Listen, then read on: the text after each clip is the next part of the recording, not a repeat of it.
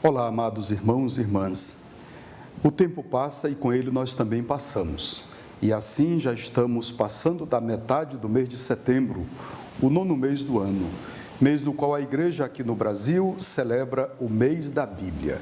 Desde 1971, a igreja no Brasil faz essa celebração. Começou nas dioceses do Sul e do Sudeste e depois tomou uma dimensão mais nacional, de tal forma que a CNBB, ela assumiu para valer, nos últimos tempos, a celebração do mês da Bíblia. A Bíblia o que é? É uma pequena biblioteca. Biblioteca esta que narra a revelação de Deus na história da humanidade para salvar esta humanidade. Diz São Paulo na carta aos Efésios: aprouve a Deus em sua bondade e sabedoria revelar-se a si mesmo e tornar conhecido o mistério de sua vontade, pelo qual os homens, por intermédio de Cristo, Verbo feito carne, e no Espírito Santo, têm acesso ao Pai e se tornam participantes da natureza divina. Então, a Bíblia, na qual contém a palavra de Deus, tem esse objetivo de fazer com que os homens, conhecendo a vontade de Deus, participem de sua vida. Pois bem, esta coletânea de livros, que contém 73 pequenos livros, que formam o Primeiro Testamento, de 43 livros, e o Segundo Testamento, com 27 livros, somando então um total de 73 livros. O centro é a pessoa de Jesus Cristo, o Verbo de Deus encarnado. Antes da encarnação, houve toda uma preparação, e a partir do evento do nascimento de Cristo, a narração de sua ação salvadora no meio do mundo. A pessoa, os fatos, as palavras, os milagres, a exortação, tudo que Jesus fez em prol da salvação da humanidade, vai se encontrar no Novo Testamento. Em todo o tempo, precisamos e devemos nos deixar iluminar pela palavra. Diz o Salmo que a palavra é luz para o nosso caminhar. Não é só no mês de setembro, mas neste mês da Bíblia é um momento forte para que a palavra de Deus possa soar e ressoar na vida do povo de Deus, na vida da igreja. A motivação para a celebração do mês da Bíblia vem do fato de que a igreja celebra no dia 30 de setembro, portanto, último dia do ano, a memória de São Jerônimo. São Jerônimo foi o grande responsável por traduzir a Bíblia dos livros originais, da língua original, ou seja, o hebraico e o grego, para o latim, e depois também para as línguas vernáculas, por exemplo, no português. Hoje nós temos acesso à palavra de Deus, da Bíblia, na nossa língua, muito mais compreensível para nós.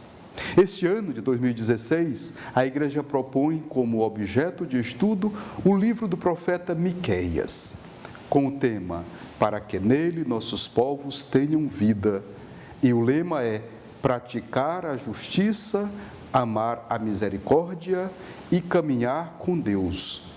O profeta Miqueias, ele viveu e atuou entre os anos 727 e 701 a.C.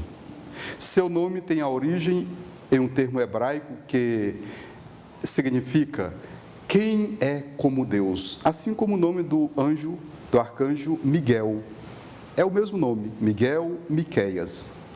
Os problemas, as dificuldades e as inquietações do tempo do profeta Miqueias têm muitos pontos de encontro, ou seja, pontos em comum com a realidade atual, em que nós estamos experimentando nesse momento aqui no Brasil: a corrupção, a falta de paz, a busca de Deus por mero interesse, a opressão, a concentração da renda e todo tipo de dominação. Foram estes sinais que fizeram o profeta levantar a sua voz e dizer: se quiserem manter aquela característica e identidade de povo escolhido por Deus, façam as escolhas de Deus. E assim o profeta olha para o tema da injustiça e ele diz: Deus não está indiferente a isso. Uma característica do profeta é que ele vai dizer assim: Deus não estando indiferente, ele vai agir, inclusive chamar a atenção e vai, digamos assim, punir não somente aqueles que oprimiam, mas também aqueles que eram oprimidos, o povo. Ele vai se dirigir ao povo. Por que ele se dirige ao povo? Porque ele vê que a opção por Deus e pelo seu reino, pelo seu projeto de vida, é feita pela pessoa. É a partir da escolha da pessoa, é a partir da atitude que cada pessoa toma. Por exemplo, nós vemos hoje, estamos em pleno período de preparação para as eleições neste ano. Tempo forte de a gente exercitar a cidadania. E aí eu me lembro quando o profeta vai dizer que o povo também tem responsabilidade. O povo é sujeito neste processo. Às vezes se reclama dos políticos porque se diz que não fazem nada pelo povo. Mas o tempo de cada um exercitar a sua cidadania, de escolher o seu candidato, é agora. Porque senão depois você é que vai pagar por aquele voto que você fez. Dizia uma palavra, bem pouco tempo entrou nessa reflexão sobre a política, que voto não tem preço, ele tem consequência. Nesse sentido, a CNBB, através de Dom Peruso, que é o arcebispo de Curitiba, e é também presidente da Comissão Episcopal para a Animação Bíblico-Catequética da CNBB, eles orientam a leitura deste profeta, o profeta Ezequiel. E ele diz que é impressionante quantos são numerosos os pontos de diálogo entre a experiência de ontem e a esperança de ontem, e a experiência de hoje e a esperança de hoje, ou as esperanças nossas de hoje.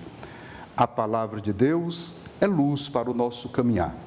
Nos momentos sombrios, de dificuldades, de dúvidas, de sofrimentos, de incertezas, vamos nos deixar iluminar pela palavra de Deus, através do profeta Miqueias, lendo, estudando a sua profecia.